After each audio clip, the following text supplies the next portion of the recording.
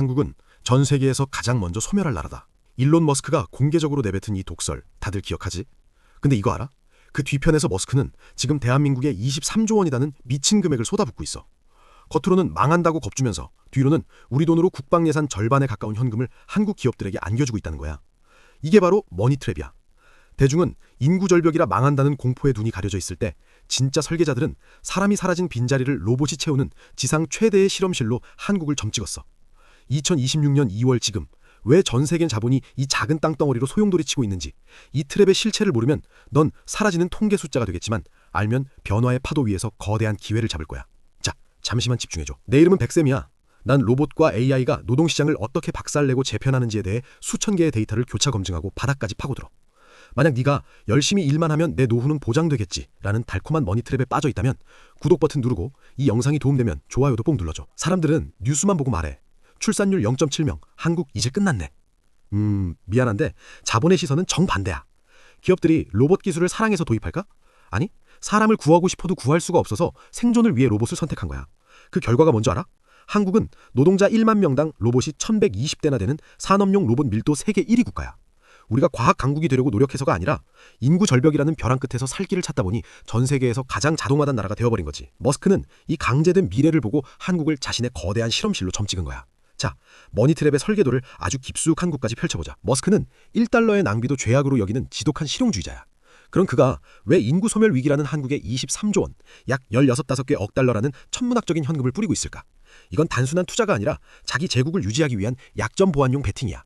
구체적으로 어떤 기업들이 얽혀있는지 리스트를 봐봐. 삼성전자, 테슬라 제국의 뇌세포, 현재 테슬라의 완전 자율주행, FSD 핵심인 AI5, AI6 칩 수주 물량만 약 23조 원이야. 머스크는 대만의 TSMC에만 의존하다간 지정학적 리스크, 전쟁 가능성 등 한 방에 테슬라가 멈출 수 있다는 걸 누구보다 잘 알아. 그래서 미국 테일러 공장에서 삼성과 손잡고 생산하는 이 칩을 선택한 거지. 이 칩이 없으면 테슬라 자동차는 눈먼 기계고 옵티머스 로봇은 그냥 비싼 고철덩어리야. 한화오션, 우주정거장의 조선소. 우주선 만드는 스페이스X가 왜 배 만드는 한화오션에 관심을 가질까? 머스크의 차세대 로켓 스타쉽은 크기가 63빌딩만 해. 이걸 지상에서 쏘면 소음과 민원 때문에 사업이 안 돼. 해결책은 바다 위 거대 해상 발사대야. 이 난이도 높은 해상 플랜트와 선박 제어 기술을 가진 건 전 세계에서 한국 조선소들 뿐이지. 최근 한화가 미국 필리 조선소를 인수하고 미 해군 함정 수리 사업까지 따낸 건 머스크와의 우주연합을 위한 밑그림이라는 게 업계의 공공연한 비밀이야. LNF와 LG 에너지솔, 로봇의 근육과 심장. 로봇이 24시간 일하려면 고성능 배터리가 필수야. 테슬라의 하이니켈 양극재를 직접 공급하는 LNF와 원통형 배터리 1위인 LG 엔솔은 머스크에게 대체 불가능한 공급망이야. 인건비가 올라서 사람이 빠진 자리를 로봇이 채우려면 이 배터리들이 수조 개가 필요하거든. 한국은 망해간다는 공포라는 트랩 뒤에서 머스크는 한국의 반도체, 조선, 배터리라는 기술의 급소를 꽉 쥐고 있는 거야. 결국 이 23조 원은 한국이 예뻐서 주는 돈이 아니라 테슬라와 스페이스X라는 거대 제국이 멈추지 않기 위해 한국이라는 기술 창고에 지불한 필수 입장료인 셈이지. 이제 돈의 물줄기가 어디로 흐르는지 보이지? 왜 우리는 이 거대한 파도가 발등까지 차올랐는데도 가만히 서 있을까? 그건 우리 뇌가 가진 정상화 변향과 냄비 속의 개구리 심리 때문이야. 자, 봐봐. 사람들은 보통 변화가 터미네이터 영화처럼 어느 날 갑자기 하늘에서 로봇이 떨어지며 시작될 거라 믿어. 하지만 현실은 훨씬 교활하지. 네 업무가 한꺼번에 사라지는 게 아니라 아주 작은 부분부터 야금야금 잠식당하거든. 예를 들어볼까? 불과 몇 년 전만 해도 식당에서 주문받는 건 사람의 고유 영역이었어. 그런데 어느 날 테이블에 태블릿이 놓이더니 그 다음엔 서빙 로봇이 지나다니기 시작했지. 처음엔 다들 에이 신기하네 하고 말았어. 하지만 그 결과가 어때? 지금 강남이나 홍대 식당 가봐. 홀 직원이 3명에서 1명으로 줄었어. 사장은 해고라고 말하지 않아. 그냥 자연스럽게 충원을 안 할 뿐이야. 이게 무서운 거야. 심리적으로 우리는 자기 위주 변향에도 빠져 있어. 에이, 단순 반복 노동이나 대체되지 내일은 전문적이고 창의적이라 괜찮아. 미안한데 그건 아주 위험한 착각이야.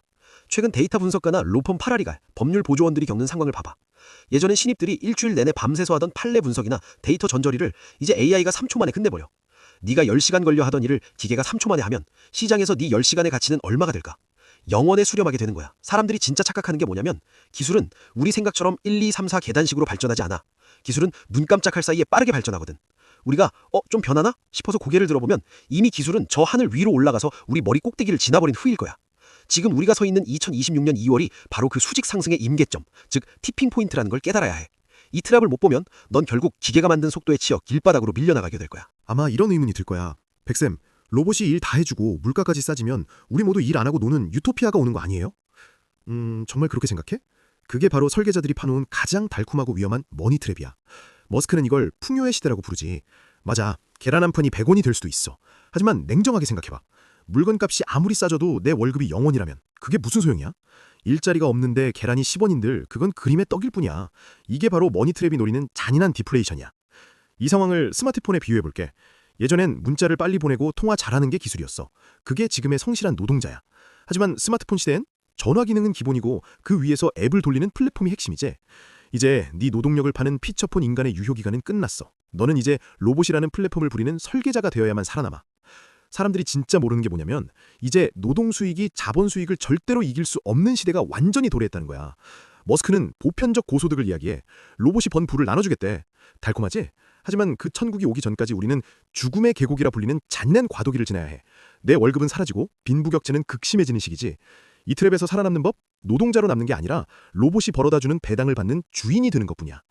자, 이제 공포는 충분히 느꼈을 테니 진짜 중요한 이야기를 하자. 백쌤, 그럼 이제 나보고 어쩌라는 거야? 다 때려치우고 코딩이라도 배워야 해? 아니, 그건 하수나 하는 소리야. 너는 사냥법을 바꿔야 해. 자본주의 생태계에서 살아남기 위한 백쌤표 3단계 생존 매뉴얼을 공개할게. 1단계, 노동의 가스라이팅에서 탈출해라. 현금 흐름의 다각화. 가장 먼저 할 일은 내 몸을 써서 버는 돈이 가장 정직하다는 가스라이팅에서 벗어나는 거야. 로봇 시대에 노동 수익만 있는 건 구멍난 배를 타고 태평양을 건너는 거랑 똑같아. 단돈 10만 원이라도 좋으니 내가 잠든 사이에도 돌아가는 시스템을 구축해야 해. 그게 블로그 수익이든 전자책이든 아니면 자동화된 제휴 마케팅이든 상관없어. 핵심은 내 시간과 내 수익의 상관관계를 끊어내는 거야. 그래야 네 노동 가치가 로봇 때문에 폭락해도 굶어 죽지 않아. 2단계, 적의 등에 올라타라. 지분 점유 전략. 로봇과 AI가 내 일자리를 뺏어갈 것 같아서 화가 나? 그럼 그 화를 수익으로 바꿔. 역설적으로 내 일자리를 뺏어갈 그 로봇을 만드는 기업의 주주가 되는 거야. 자, 봐봐. 기업들이 인건비를 아껴서 남긴 그 막대한 이익은 결국 어디로 갈까? 바로 주주들에게 배당과 주가 상승으로 돌아가. 엔비디아, 테슬라 아니면 그 로봇에 들어가는 정밀 감속기를 만드는 회사들. 네 노동력을 뺏어갈 놈들의 지분을 사서 그들이 벌어들이는 이익을 네 것으로 만들어. 이게 바로 노동자에서 자본가로 포지션을 스위칭하는 가장 빠른 길이야. 3단계. 기계가 흉내낼 수 없는 휴먼 터치 영역을 선점해라. 기계가 계산은 잘해도 못하는 게 딱 하나 있어. 바로 맥락을 읽는 공감과 가치 판단이야.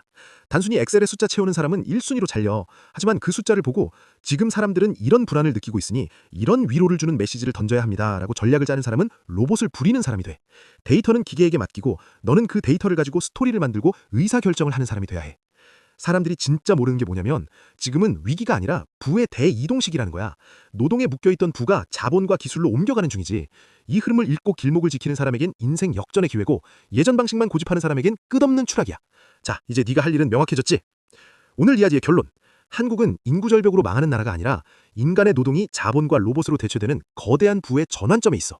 그리고 머스크는 이미 그 트랩을 설치하고 배팅을 끝냈지. 미래는 준비된 자에게는 축제지만 머니트랩에 빠져있는 자에겐 지옥이야. 너는 일자리를 뺏기고 배당금만 기다리는 숫자가 될래? 아니면 이 설계도를 읽고 자본의 주인이 될래? 그 선택은 오늘 네 행동에 달려있어. 자, 주저앉아 있을 시간 없어. 지금 당장 자본의 길목으로 네 자산을 옮겨라. 다음에 더 날카로운 분석으로 올게. 안녕?